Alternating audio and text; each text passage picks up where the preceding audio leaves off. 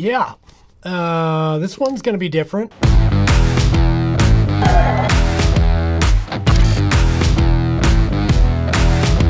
Welcome back. I'm Dave from Chase the Summit, and if you've been following my channel at all, you might know I've got a bit of an issue with GPS watches, smartwatches, that sort of thing. And in most of my videos, I dive pretty deep. I do extensive testing, in-depth reviews, really get to the bottom of what's good and what's bad. This video is not going to be like that. This video is going to be kind of an unboxing and a learning experience about this product called the Kospet Optimus 2. Quick disclaimer, Kospet did reach out to me and provided this watch for the purpose of this video. When I looked at the spec sheet, I at first was like, it probably doesn't fit on my channel. But I was really curious about it because it had some really standout unique features at a pretty incredible price tag of about 180 bucks. But does it stack up to all of the competition out there in that smartwatch territory? That's what we're gonna find out in this video today, in a bit of an unboxing, a learning experience as I set it up on myself, and kind of just testing out the bare functionality of the Kospet Optimus 2. Before I crack the box open though, if you find this video fun or entertaining or stupid, please consider hitting the thumbs up button down below and subscribing to the channel so you don't miss more videos from me in the future. I promise they won't all be this silly. And of course, if you want to get your very own Optimus 2, you can find the link in the description down below. That does help support my channel. It costs nothing extra to you. One detail I find kind of humorous about this box is the way they market it. It says Kospet, the watch you want. They really nailed that marketing. So let's just slide open the box, get rid of that. Slide it open this way. There it is, the Kospet Optimus 2. Let's take that out. It's really stuck in there. Whoa, there's another thing in there. I'm gonna put the watch aside for a second. So there's a teeny tiny, I mean very teeny tiny, can my even camera focus on that? This is a very small screwdriver. It's comically small. Inside the box, I don't even know what that's for. Then we've got what appears to be a micro USB cable, which I hate. And then we've got what looks to be a sort of proprietary, let me take the wrapper off, proprietary charging cable, but still kind of unclear what this tiny screwdriver is for. Okay, there's the contents of the box. And I'm a little bit confused, although I think I understand what's going on here. At first glance, I took this thing out of the box, which appeared to be like a charging cradle, which we've seen on other watches, because it matches up with the connectors on the back of the watch itself. But then I opened up this cable, and this also has a connector on it. So I was wondering, why are they giving me a charging cradle when they already gave me a cable to charge the watch? But when I look through the spec sheet here, I see that this thing is actually a battery bank. Yeah, so apparently this little thing, this hockey puck thing, it has 1,000 milliamp hours of battery life in it. So you can actually connect it to the back of the watch and charge it on the go without needing to have your USB cable with you, which is actually pretty innovative. That's really cool. Why hasn't Garmin thought of that? I really like that. That's an interesting feature. Clips onto the back of the watch magnetically, and it's actually pretty secure, and charges the watch. See, it just turned on. Okay, so let's take a look at the hardware here. This is the Kospet Optimus 2, and it is a big watch. This thing is massive. The specs say that it's 52 millimeters in diameter and it's 17 millimeters thick. That is a thick watch. And if we compare it to some other watches that I have here, we've got the Suunto 9 Barrow on the end here, which is another big watch, the Optimus 2 in the middle here, and the Garmin Forerunner 945 LTE on the end here. And the Garmin Forerunner 945 LTE isn't really that teeny of a watch, but compared to these two, it really looks that way. And here's what the Kospet Optimus 2 looks like on my men's 165 millimeter circumference wrist. Yep, it's a big watch. I'm not sure I could pull this off in public, but I don't know, maybe you're into this sort of thing. Okay, I just powered on the Optimus 2 for the first time, and wow, the display is actually really nice on this thing. And also, one thing I just noticed about this watch is that it came pre-installed with a screen protector on it. Not sure if you can see it on there, but you can see around the perimeter there's a little gap. All right, so let's walk around the exterior of the watch because it's actually pretty wild. Along the right-hand side, you can see that there's two buttons and nothing on the other side. However, you can see there is actually a little SIM card tray in the middle here. And that's because this watch actually has a 4G antenna built in, so you can take and receive phone calls right on the watch without needing your phone with you. This is essentially a smartphone built into the form factor of a watch. And I mean that more literally than you think, because the chipset in here is actually a smartphone chipset, and the version of Android that it's running is actually a full version of Android. It's not Wear OS at all. It's actually a full Android 10 installation. The spec sheet says that there is a MediaTek MT6762 8-core processor in this watch, which sounds like a lot of horsepower. It's also got 4 gigabytes of RAM and 64 gigabytes of internal storage on board. The battery is 1,260 milliamp hours, and like I said, it comes with that extra 1,000 milliamp hour little hockey puck charger thing. If we flip the watch over, you can see that right below the charging contacts, there is a built-in optical heart rate sensor on board, and apparently a blood oxygen saturation level sensor, or SpO2 sensor as well. The Optimus 2 is running Bluetooth 5.0 to connect with your smartphone, which I'm going to set up now. It says that there's an app called GowFit, which is a questionable name, but I'll install it anyway. And now let's talk about the elephant in the room when it comes to the hardware on this watch, and the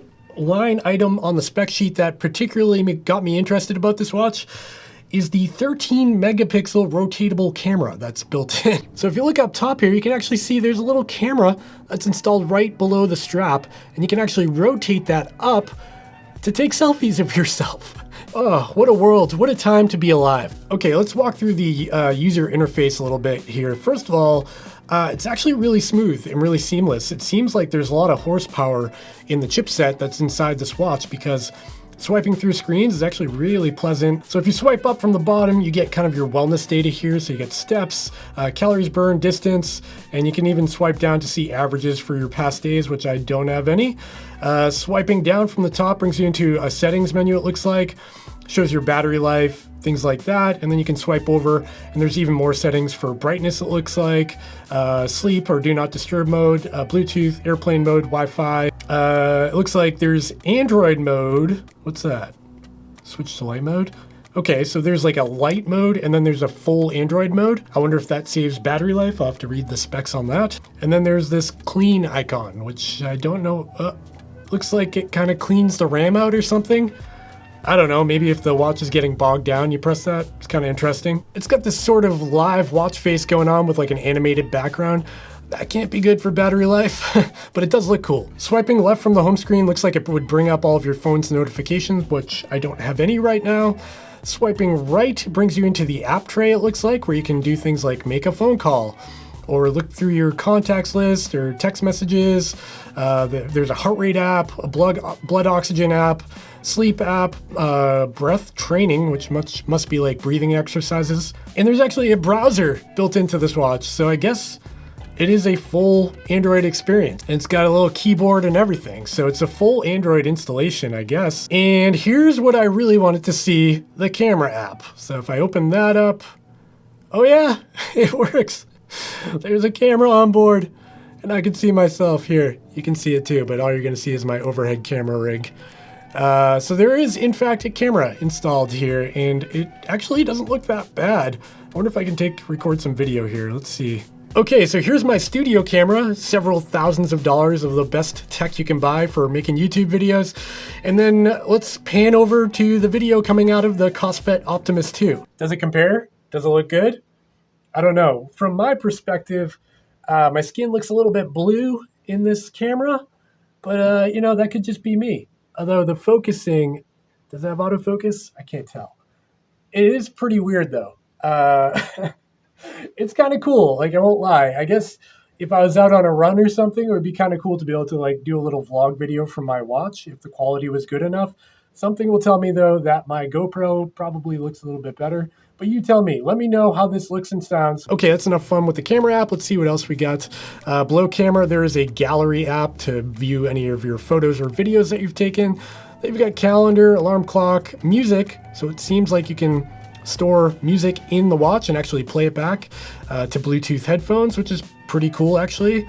And we've got recorder, so you can actually record voice memos on the Kospet Optimus 2, and I think it's got a built-in microphone and speaker as well. So you should be able to record yourself and then hear what you sound like and play it back. Let's see how that works. You should be able to record yourself and then hear what you sound like and play it back. Let's see how that works. And if I open up the Google Play Store that's pre-installed on the Kospet Optimus 2, it is in fact the full phone version. So any app that you could download for a phone, theoretically you could download for the Optimus 2. That includes things like games and mapping software, things like that. On top of that, we've also got Google Maps pre-installed, but because of the shape of the screen being round, I can't click the button at the bottom of the screen. Seems like there's a button down there that I can't get to because I can't see the full screen because the screen's round. Okay, so let's take a look at how to use this thing as kind of a sports watch. So you've got the exercise app that's built in, but again, you've got Google Play access, so you could download something like Strava if you wanted to do that. But from this built-in app, you've got outdoor run, outdoor walk, indoor run, bike ride, all of the basics. There are 31 profiles to choose from here, which is a pretty good selection. So if I click on outdoor run here, and then it just immediately counts down and starts going. So there you go. You can see your total duration, your distance, how many steps you've taken, and your heart rate. And I don't know, can you swipe on this? So that's really it. There's no additional information there. You've got calories at the bottom there. If you can't seem to customize these things or do anything special, how do you even stop it? So here it says the battery life is expected to be about 1 to 2 days in normal smartwatch mode, which is acceptable, I guess, if you're coming from that like Apple Watch or Wear OS world. In light mode, which apparently disables some of the features, can get you up to 3 to 5 days, which is okay, I guess. And then in GPS mode, you're looking at about 5 to 6 hours in terms of activity tracking with GPS turned on. Okay, so this is really just a short video to show you what this thing's kind of all about and a quick overview coming out of the box. Definitely not an in-depth review.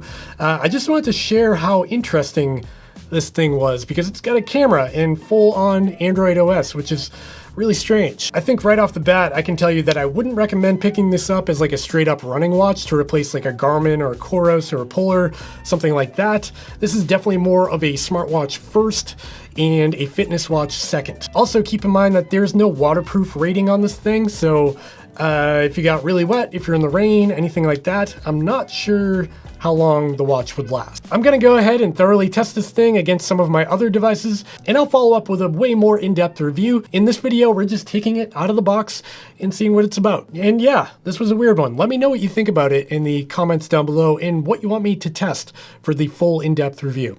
Okay, bye.